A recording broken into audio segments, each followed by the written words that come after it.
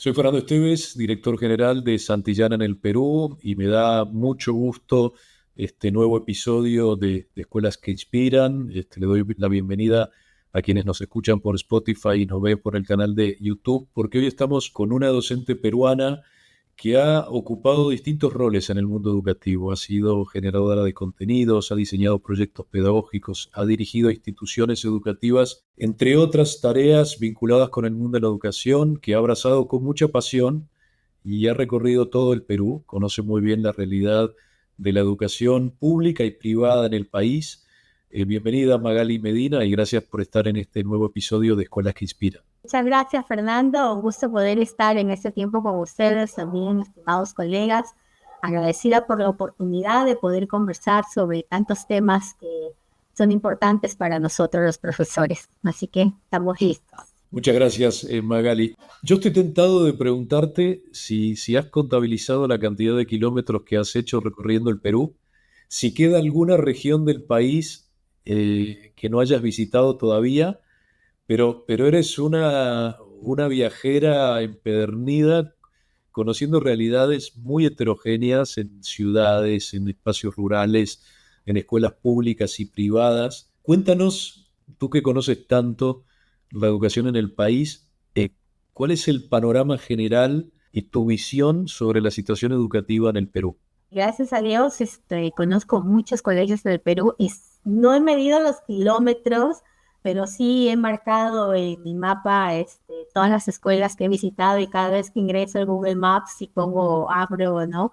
Realmente casi lleno está el Perú. Todavía tengo algunas regiones, gracias también a Santillana que me ha dado la oportunidad de poder visitar escuelas privadas.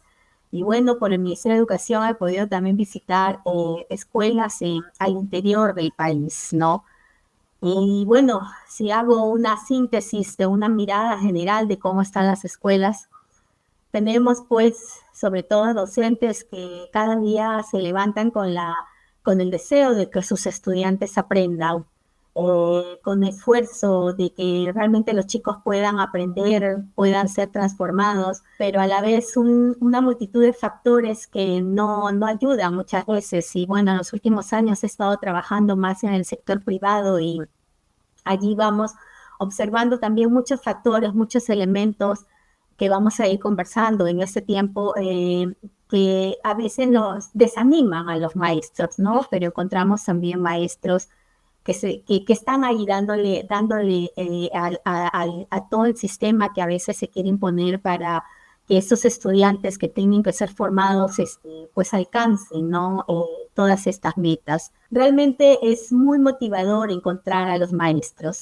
Ahorita que estoy evocando distintas escuelas en el norte, en el sur, en la costa, en la sierra, en la selva, lo que encuentro son maestros con esos rostros entre sonrientes y preocupados. Y cuando yo voy terminando algún taller con ellos, les pregunto, ¿y cómo estamos quedando? ¿Qué es lo que se llevan? Y cuando me dicen, me voy con un conflicto cognitivo, me dicen, ¿no?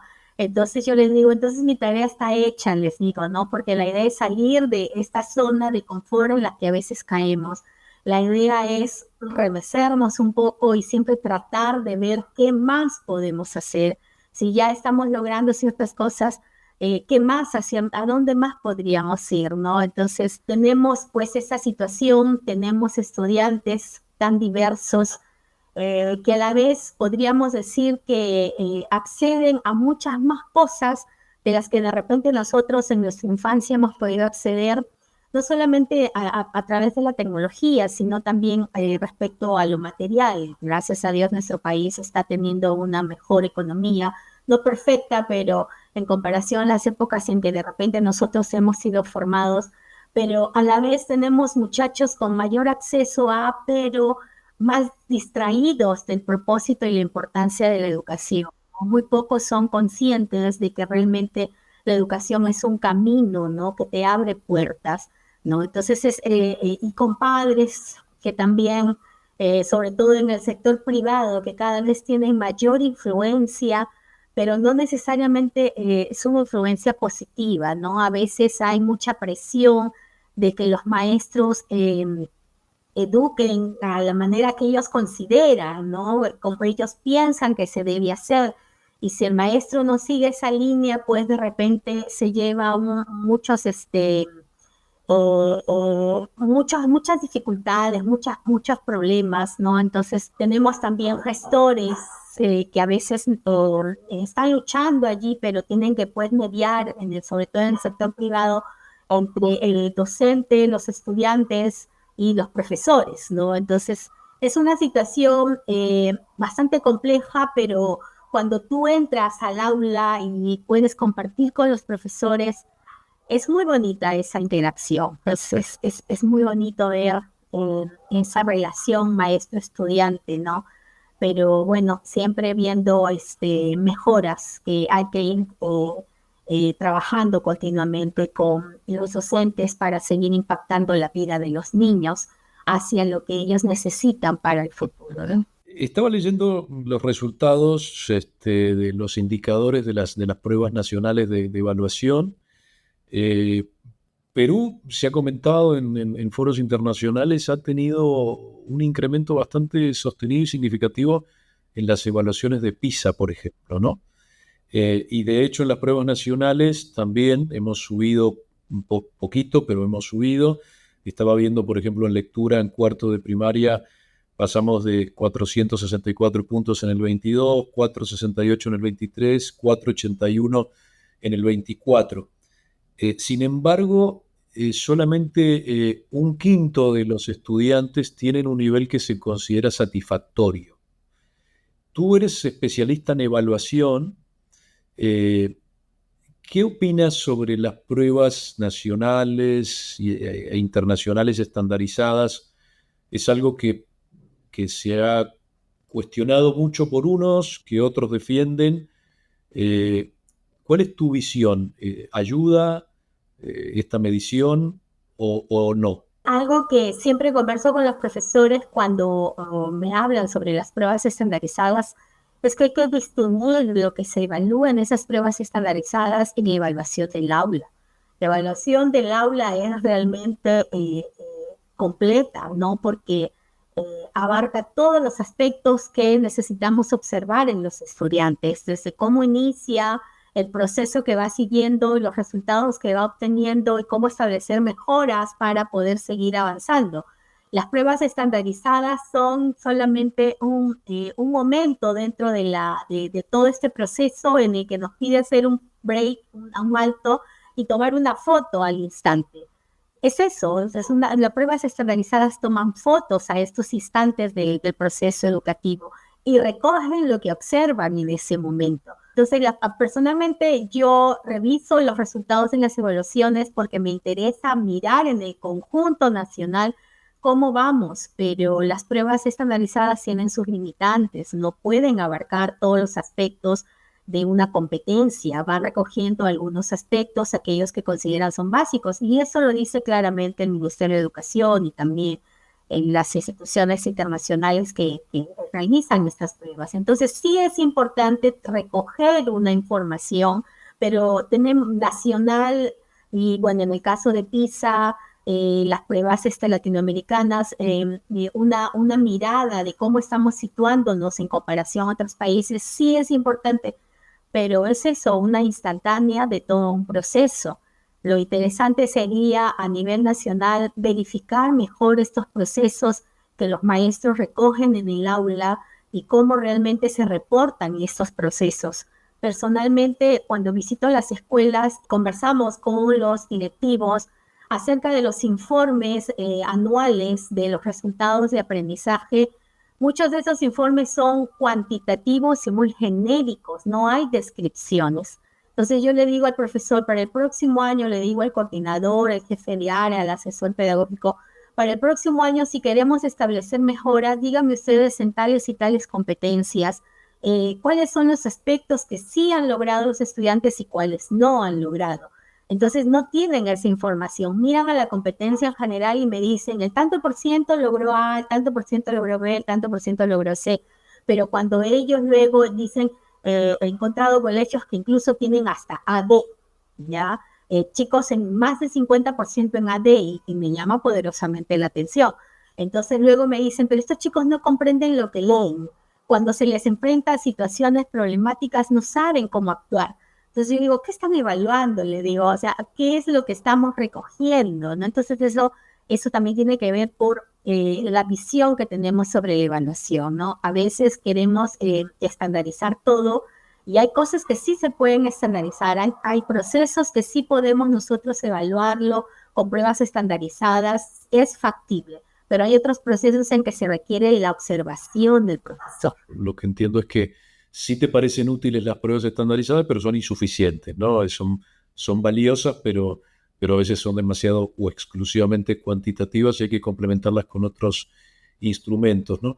Y hablaste de una disociación entre evaluaciones que se hacen por contenidos y otras por competencia, ¿no? Yo te he escuchado varias veces, la última en un congreso en septiembre del año pasado, dando una magnífica conferencia sobre competencias en el Perú. ¿Qué recomendación harías? Porque independientemente de cómo salgan evaluados nuestros estudiantes, de lo que se trata es que aprendan más, ¿no? ¿Qué recomendaciones harías desde el punto de vista pedagógico, desde el punto de vista de los métodos de evaluación? ¿Qué orientaciones le darías a los docentes para que su práctica sea más eficaz para el logro de los aprendizajes de los estudiantes desde tu experiencia, que es muy amplia? Cuando nosotros estamos hablando de promover un aprendizaje por competencias, que es el modelo en el Perú, necesitamos que los maestros primero vayan más allá del conocer al comprender. Cuando trabajo con los profesores, todos saben que manejamos un currículo por competencias, todos saben que hay competencias, capacidades, estándares y desempeños. Ahora te soy sincera, los profesores de escuelas públicas tienen mejor preparación en esto que los profesores de escuelas privadas. Realmente cuando me toca trabajar como maestro de escuelas públicas, fluyo más, avanzo más, pero cuando estoy con escuelas privadas todavía encuentro docentes que no tienen esto muy claro. Entonces eso, la capacitación, el aprender de nosotros como docentes es algo importantísimo. Pero más allá de conocer el sistema, hay que comprenderlo. Muchas veces vamos a las programaciones y en las programaciones tú encuentras cómo los maestros organizan sus propósitos de aprendizaje, competencias, capacidades, los desempeños, los criterios de evaluación, las evidencias. Pero cuando tú miras la ejecución de estos propósitos de aprendizaje, no siempre estamos encontrando realmente el desarrollo de estos propósitos en función a competencias, sino más hacia los contenidos. Últimamente las escuelas me están dando la oportunidad de ingresar a observar a sus maestros, o cuando ya estamos en talleres recurrentes, los maestros me comparten sus unidades y sus sesiones, y el reto es pues justamente que podamos nosotros verificar qué te planteaste como propósito de aprendizaje y qué es lo que finalmente estás ejecutando. Entonces, cuando empezamos a observar el desarrollo de la secuencia didáctica, se observa que no necesariamente estás apuntalando a esas habilidades que el estudiante necesita desarrollar para movilizar a la competencia, sino el énfasis está mucho hacia el contenido. Entonces, allí es donde conversamos con los profesores en qué consiste la competencia. Vamos a mirar, tenemos que analizar de estas capacidades que estamos trabajando, qué se supone que debemos trabajar. Y cuando regresamos al currículo nacional donde están esas definiciones, entonces los maestros, hay unos mucho más rápido que otros, miran y dicen, pues acá se tenía que haber hecho esto, pero acá no está, tengo que agregar esto. Eso es genial. Eso es genial cuando el maestro, más allá de conocer al sistema, lo empieza a comprender y lo aplica en sus sesiones de aprendizaje. Por eso en mis talleres, para yo ayudar al maestro a comprender esta diferencia entre una ejecución del currículo por contenidos a una por competencias, yo trabajo con Bloom. Años, yo me formé, bueno, yo soy una docente que se formó en una programación por objetivos, y cuando terminé mi carrera al año siguiente, 2 años después fui a hacer una actualización y me dijeron que bueno, ya no se programaba por objetivos, había que programar por capacidades en esa época, ¿no? Entonces, siempre trabajo con los profesores con Bloom porque nos ayuda a establecer una base. En el sur del Perú, sobre todo, hay otras taxonomías que trabajan que me parecen muy bien. Les digo, no hay ningún problema, se pueden hacer las adecuaciones, pero cuán importante es entender ese desarrollo en el pensamiento. Cuando usted está trabajando una programación por contenidos, se mueve generalmente en recordar y en el mejor de los casos comprender. Entonces, si usted, profesor, se da cuenta que al término de la sesión evalúe cuánto recuerda a los chicos sus temas, lo que usted le ha enseñado, entonces usted solamente se ha movido en nivel 1, taxonomía de Bloom, solamente está movilizando este pensamiento, pero mire cuánto nos falta y hacia dónde deberíamos llevar a los estudiantes. Entonces, básicamente, una recomendación importante es, más allá del conocer el sistema, hay que comprenderlo y aplicarlo. Y necesitamos establecer un parámetro de comparación para saber a qué nivel de pensamiento estamos llevando a nuestros chicos. Nosotros hablamos del socioconstructivismo, y la base del socioconstructivismo está dentro del cognitivismo, donde nosotros tenemos que ir movilizando ese tránsito en el desarrollo del pensamiento, ¿no? Entonces, trabajar de niveles básicos a niveles superiores, pero si el maestro no comprende cómo las competencias a través de sus capacidades te van llevando de un pensamiento medio a un pensamiento superior, entonces es un poco difícil que cuando lo ejecuten las sesiones ellos puedan realmente llegar a estos niveles, ¿no? Entonces, comprender y aplicar el sistema mínimo, ¿no? Ya a partir de eso, cuando ya los profesores comprenden y aplican, ya están trabajando duro estas habilidades en sus chicos, ya los llevas a niveles mucho mayores, ¿no? De analizar, evaluar o crear, ¿no? La innovación que hoy en día es tan importante. Magali, desde hace varios años la educación empieza a ser como híbrida, ¿no? Se utilizan medios analógicos, los libros de texto, el papel, también la tecnología. ¿Qué opinas de estos modelos? ¿Cuánto puede utilizarse con un sentido pedagógico la tecnología? ¿Es posible que a los niños de hoy se les enseñe sin pantallas? ¿Cuáles son los beneficios que encuentras en esto? ¿Facilitan la personalización del aprendizaje? ¿Puede haber un seguimiento más individualizado o no? ¿Qué opinas al respecto? Es un tema indudablemente muy controvertido, pero en la época en la que vivimos muy omnipresente, ¿no? Todo tiene su momento, todo tiene su lugar, ¿no? Inicial, cuando la tecnología comenzó, todos queríamos usarla por todos lados, ¿no? Y realmente es que personalmente yo lo uso todo el tiempo, ya el papel casi no lo tengo a mano, ¿no? Y no puedo estudiar así como presos, me gusta trabajarlo con la tecnología porque me da la oportunidad de hacer muchas cosas que a mano no puedo hacer. Pero todo tiene su tiempo, todo tiene su lugar. Hay procesos de aprendizaje que requieren que los chicos manipulen, que requieren que los chicos interactúen en directo, pero hay otros procesos que son mucho más ricos a través de la tecnología. Si yo voy a una clase de matemática y estoy hablando con niños pequeños de inicial, primero grado de primaria, la representación vivencial es clave, la interacción a partir de su cuerpo es importantísimo, ¿no? Entonces los chicos tienen que empezar a vivir las nociones desde su propio cuerpo, ¿no? Pero luego ya vamos elevando y nos habla de una representación con un material concreto. Ya los niños manipulan, ¿no? Incluso los jóvenes y los adultos también enriquecen, activan mucho más procesos mentales cuando hay manipulación. Entonces los sentidos se activan y el cerebro se moviliza mucho mejor. Pero hay un siguiente proceso que implica la representación, ya sea gráfica o pictórica.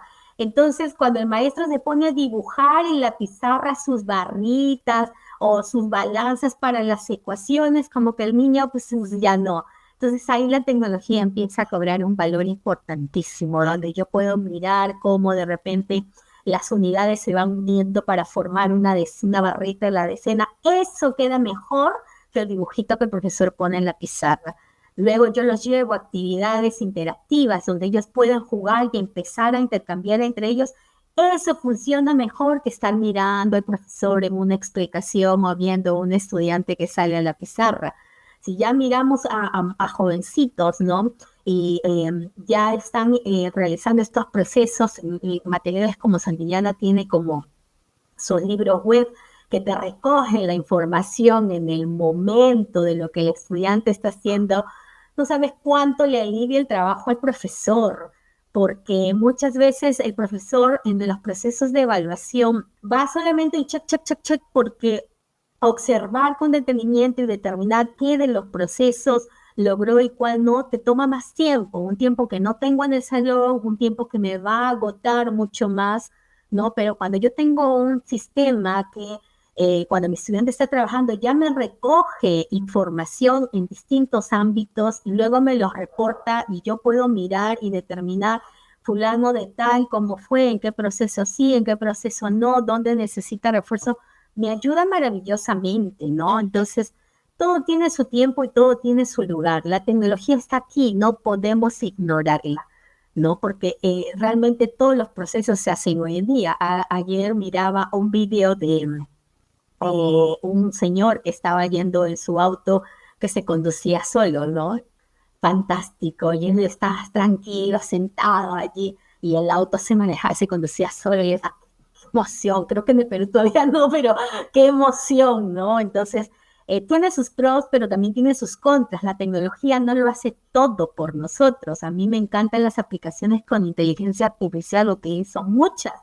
Me ayudan poderosamente en las cosas que hago, ahorro mucho tiempo, pero yo hago un comentario, yo hago una comparación muy sencilla, ¿no? Y recuerdo que, ya hace muchísimos años, ¿sabes? Recuerdo que en algunos colegios me decían algunos profesores, ¿cómo les vamos a enseñar a usar la calculadora? Así los chicos ya no van a pensar, se van a volver más flojos y una serie de cosas, ¿no? Entonces yo le decía, pero es que la calculadora no te hace todas las cosas. Tú le tienes que decir qué operar, tú le tienes que decir con qué datos, qué tipo de operación, y lo que te hace es que aligera más rápido el resultado. Pero si el estudiante a la hora de procesar la situación problemática no determina cuáles podrían ser los datos relevantes, cuál podría ser el modelo matemático que me ayude a resolver esto. O sea, la calculadora no te lo va a hacer. Y lo mismo pasa el día con la inteligencia artificial. Tenemos muchas aplicaciones, pero si tú no sabes lo que quieres, si tú no comprendes bien hacia dónde quieres ir, te da unos resultados terribles, ¿no? Entonces uno también tiene que saber manejar, comprender cómo funciona esto, manejar la disciplina. Si tú no manejas la disciplina, no sale. Yo he probado con muchas aplicaciones, ¿no? Cuando quieres hacer investigaciones, la información, si tú no manejas la información, los resultados no son exactos, ¿no? Entonces, a veces el profesor le tiene miedo a las aplicaciones, pero se puede saber muy bien cuando un estudiante pues no tiene idea del tema y fue una aplicación que es cierto te lo hace en segundos, ¿no? Pero te entrega cosas que no tienen muchas veces ese sustento que se espera. Entonces la tecnología está aquí, nos sirve para muchas cosas, pero todo tiene su momento, todo tiene su lugar y esos procesos que necesita el estudiante trabajar, pues necesita un mediador que es el docente. Por eso hoy en día nosotros se nos indica que somos mediadores entre el saber, las formas de aprender, el estudiante y sus formas de aprender. Nosotros mediamos estos procesos. Entonces, lastimosamente, hay maestros que están en la zona de confort, no quieren cambiar su programación, no quieren cambiar sus formas de participar y culpan a todos, que los padres, que el colegio, que los chicos, que esto y que el otro, ¿no? Entonces allí es donde muchas veces encontramos obstáculos, pero quienes usan la tecnología como una herramienta y saben darle su lugar porque conocen los procesos, saben dónde es mejor interactuar, saben dónde es mejor estimular sentidos, saben dónde colocamos a la tecnología y cómo la tecnología me va a ayudar. Entonces esos profesores realmente avanzan y los mismos chicos sienten que aprenden, ¿no? Entonces, la tecnología está aquí, hay que saberla usar. Magali, como última sección de esta charla, quiero tomar lo anterior, pero al mismo tiempo darle un giro a la conversación. Tú eres, la educación para ti me consta, para quienes no te conocen, estoy seguro que muchos de los que nos están viendo y escuchando conocen tu trayectoria, pero para los que no, la educación no solo es tu actividad principal o tu medio de vida, sino que es una vocación, una vocación de servicio, una pasión. Eres alguien que cree que con la educación se puede transformar eh, la sociedad, en este caso el Perú, para mejor, y realizas una labor que a mí me gustaría que contaras a quienes nos están escuchando, que es colaborar con la Escuela 62 Fe y Alegría de San José de Chiriaco en la región de Amazonas, con niñas de la comunidad Aguajún, para que puedan terminar sus estudios, para que puedan seguir estudiando a nivel de universidades y les apoyas en forma muy amplia e integral a ellas y a sus docentes. ¿Podrías contarnos en qué consiste esta experiencia? Las señoritas con las que trabajo son de la escuela Fe y Alegría número 62 de San José de Chiriaco, está en Amazonas. Es una escuela realmente con un equipo de profesores muy valiosos, un director que realmente trabaja mucho por estas chicas y bueno, maestros que siempre están apoyándolas. Mi labor allí es hacer toda una inducción en su último año de secundaria, el quinto año de secundaria, hacer toda una inducción al uso de tecnologías.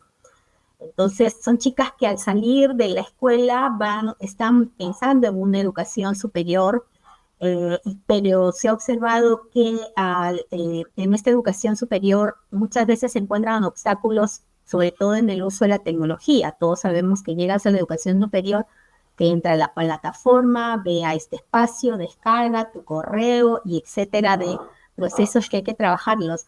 Y aunque pareciera pues un poco extraño para aquellos que vivimos en zonas urbanas y la tecnología es nuestro día a día, estas señoritas pues tienen muy poca interacción con la tecnología.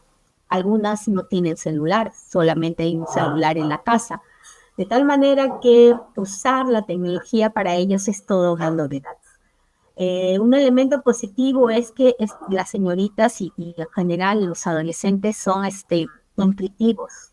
Entonces, lo que yo trabajo con ellas tengo dos módulos, dos cursos que trabajo con ellas. El primero es de las competencias digitales, donde en pretexto de empezar a indagar sobre carreras, centros de estudios y una serie de características de la educación superior que puede ser universitaria o también técnica, empezamos a investigar y empezamos a desarrollar módulos para poder trabajar el uso de la interweb, las aplicaciones. Ahora también estamos trabajando con la inteligencia artificial, les encanta. Entonces, ellas van sintiendo que están mucho más fuertes respecto al uso de esta tecnología. Hay chicas que ya han egresado y realmente están contentas porque ya al ingresar a la universidad, se encuentran con estos entornos digitales y no les es nuevo. Entonces eso también las fortalece, ya no las desanima, sino que están más fuertes porque las conocen los entornos, saben cómo manejarse, cómo desenvolverse, y eso no les afecta en su autoestima. Y ese es justamente el segundo curso que trabajamos con ellas, la inteligencia emocional. Estas señoritas vienen de entornos muy pobres, muchas de sus comunidades, ellas vienen de comunidades Aguajún, están pues consideradas como en extrema pobreza. Entonces pensar en una educación superior, pues es mucho un sueño, es todo un ideal, ¿no? Entonces, la escuela donde ellas están las motivan mucho. Entonces, justamente uno de los cursos donde estoy trabajando es esta inteligencia emocional. Trabajar todo este tema del valor en sí mismas, el tema de la autoestima, pero esa autoestima tiene que ser fortalecida también con procesos de comunicación, desde la expresión de cómo se sienten o la identificación de un sentimiento, son parte del curso que nosotros estamos trabajando. Entonces la idea es que ellas empiecen a aflorar todo aquello que han vivido y que de repente pueden ser obstáculos para que puedan atreverse a una educación superior. En este grupo que tengo ahora estoy viendo más apertura de las chicas a poder comunicar sus intenciones hacia la educación superior. No todas anhelan una educación universitaria, algunas están hacia una educación técnica y eso está muy bien. Y eso está muy bien porque estás viendo ya una posibilidad de estudios, ¿no? Con la promoción del año pasado también vimos chicas que ya las tenían bastante claras en ese sentido.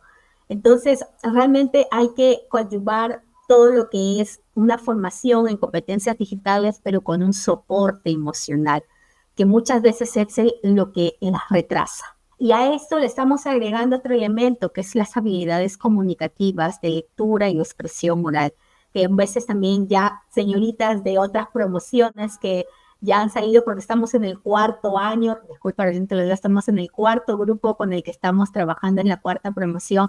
Ya hay 3 promociones, tenemos el gusto de que hay chicas que han venido a Lima a estudiar, otras están en sus mismas regiones estudiando. Entonces, estas chicas pues nos han indicado esto, ¿no? De que es importante también trabajar las habilidades comunicativas porque su lengua materna no es el castellano, es una lengua propia de la comunidad amazónica. Entonces, eso también puede afectar en su rendimiento y sobre todo en sus emociones. Un trabajo muy bonito. En unas semanas me toca la siguiente visita presencial. Llevaré los saludos de Santillana una vez más. Me consta lo que dices respecto sobre todo de las habilidades comunicativas. He tenido la fortuna de visitar este colegio en más de una ocasión y cuando uno escucha a las chicas se las ve muy seguras de sí mismas. Magali, para cerrar esta charla, te querría pedir una brevísima reflexión final al actor del mundo educativo que quieras, a los directivos de colegios, al Estado, a los docentes, a los padres de familia incluso, eh, sobre, desde tu enorme experiencia, cuáles son los retos que tendríamos o que estos actores en particular tenemos para, para que la educación permita la creación de oportunidades y sea un mecanismo de movilidad social, de igualdad de oportunidades, de desarrollo social, ¿no? Que creo que tanto nos hace falta en América Latina en general. En ese momento yo le hablaría a los padres de familia. ¿Qué pasa con ellos? Tenemos padres de familia que por un lado dejan a sus hijos en el centro de estudios y los olvidan. Tenemos padres de familia que sí participan, pero participan a partir de sus propias ideas. Y lastimosamente están siendo un factor que no le permite avanzar al docente al ritmo que se espera. Necesitamos padres de familia informados, padres de familia que también estén así a la vanguardia de lo que el mundo está exigiendo hoy en día para sus hijos. Cuando los padres de familia están presentes y quieren influir en los procesos, pero no están al día de lo que se necesita, muchas veces trabajan en función de las ideas preconcebidas de cómo fuimos nosotros educados y presionan muy, muy fuerte. Por otro lado, en el manejo de la disciplina, también hay una idea equivocada de lo que implica la corrección y eso no está ayudando en los procesos de educación. Entonces, los padres de familia necesitan ser observadores, vigilantes, informados, personas que estén atentas a lo que sucede, porque si no, no es factible una participación acertada. En este sentido, sobre todo los directivos de escuelas privadas, siempre tener esos espacios de escuchar a sus docentes respecto al manejo de las conductas inadecuadas de los chicos, respecto a los procesos de aprendizaje que los estudiantes realizan. Cuando los directivos no están al tanto, no manejan, no comprenden cómo se realizan estos procesos, también están cediendo mucho a la presión externa y retrocediendo en vez de avanzar respecto a los procesos de planificación y de evaluación de los aprendizajes. Necesitamos también directivos que no solamente se encarguen de esta carga administrativa, sino también estén enterados de lo pedagógico. Es cierto que delegan en especialistas dentro de su institución, pero si ellos no manejan estos procesos, mínimo no los comprenden, también van a ceder a procesos que no son los más adecuados para sus escuelas. Muchas gracias, Magali Medina, por esta conversación en Escuelas que Inspiran. Gracias a ustedes por escucharlos y por vernos. Les invitamos a hacerlo en nuestros canales de Spotify y YouTube. Y antes de despedirnos, quiero retomar algo que ha contado Magali acerca del proyecto con niñas de la comunidad Huajul en San José de Chiriaco, en la región de Amazonas. Para profundizar en esta información y ver en imágenes a la escuela, a las niñas, a los docentes que trabajan, les recomendamos que ingresen al sitio de voyacer.santillana.com para que viva más de cerca esta experiencia que tanta falta hace y que tanto nos enorgullece. Muchas gracias.